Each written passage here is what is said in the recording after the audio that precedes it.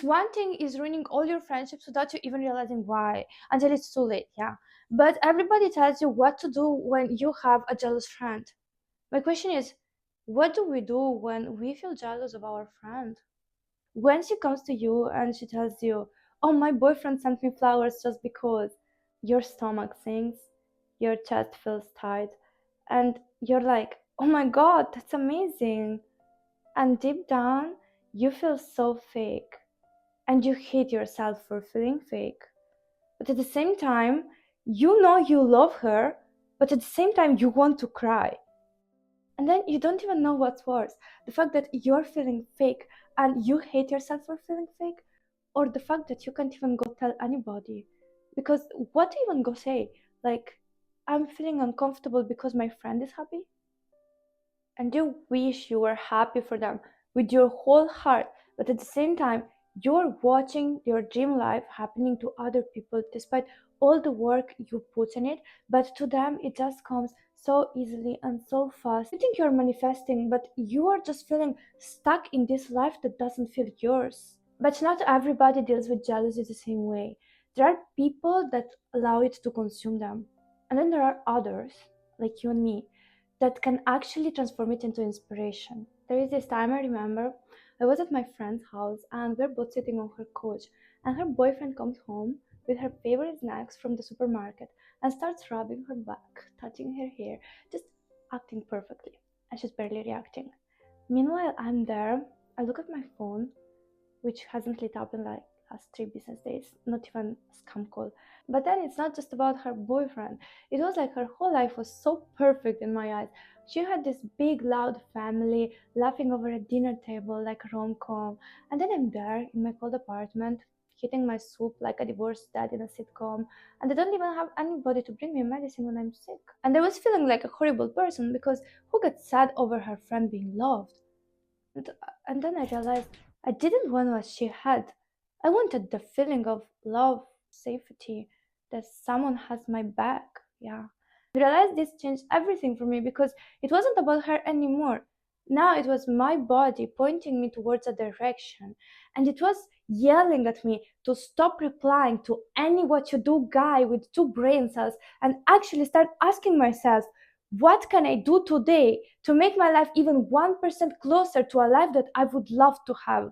So then I left the job that was draining me. I stopped replying to any person that didn't have clear intentions with me.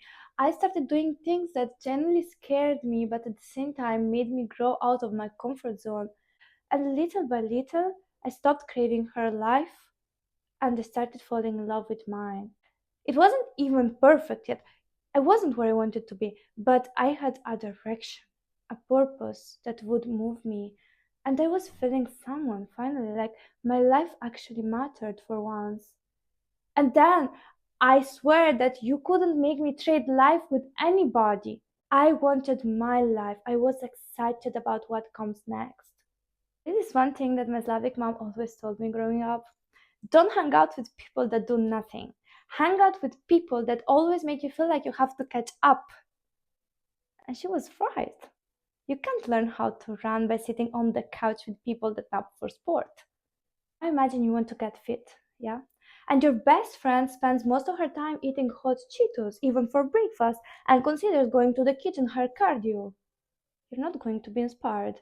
But imagine you start hanging out with someone that drinks green smoothies and actually enjoys going to a Pilates class. So one day you'll be like, maybe I should get a Pilates mat. And not because you want to copy them on purpose, but because you guys melt into each other without even realizing it. But now you get to decide who do you want to melt with. On the other side, I became so obsessed with my own growth that right now, if I stay the same for too long, I get bored. I need to upgrade myself every 2 months, like an iPhone. New version, new goals, new outfit. But then when you evolve very fast, not everybody will clap for you. Some friends become very weird. Like, dude, I just told you that I faced my biggest fear. And you're like, okay, nice, I guess. Like I told you that I bought oat milk. And then I have this one friend that we've been friends for over 10 years, and we see each other like every 1 year or 6 months because we live in different countries. But when we see each other, It's like no time has passed. We were raised in the same culture and taught the same things.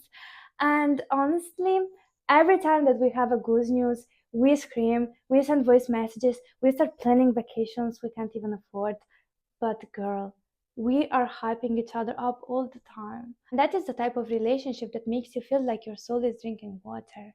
Not like those people that only want to hear from you when your life is falling apart and they're like, I'm here for you. Okay, where are you when I'm happy? This one friend, no matter if what happens to me is good or bad, she will always root for me. And I can feel that. That is sincere, yeah. And you don't have to let jealousy consume your friendships. I reframe the jealousy like my soul saying, hey, I like that. Let's buy it. And then instead of getting irritated, I think, well, what can I do to afford that too? You could literally be at one ghosted what you do text away from that. Who knows? When you surround yourself with people that genuinely root for you even while they are building their own empire, that is when life starts actually making sense. And also the whole socializing thing. Because what's even socializing is basically you interviewing random people until you find one that understands both your trauma and your jokes. Anyways, if you got till this point in this video, I'm so proud of you. But you need to stop spiraling into this why her and not me. Ask yourself, what is this showing me that I want? Because if I'm here entertaining a guy texting me what to do at 2 a.m., of course it's gonna make me jealous to see my friend having this amazing relationship with a guy that takes her to dates and brings her flowers. But that discomfort is your body screaming to you, I am done settling for crumbs. Take me out. I can't handle this anymore physically. And also turns out that this version of me right now also has this relationship she was dreaming of back then. Because apparently when you stop chasing all these dry recycled good morning texts, you actually have enough time to level up your life, get more knowledge, becoming wiser and more interesting, and other things meet you there. Wow, you're amazing for watching this, and I'll be happy to see you next.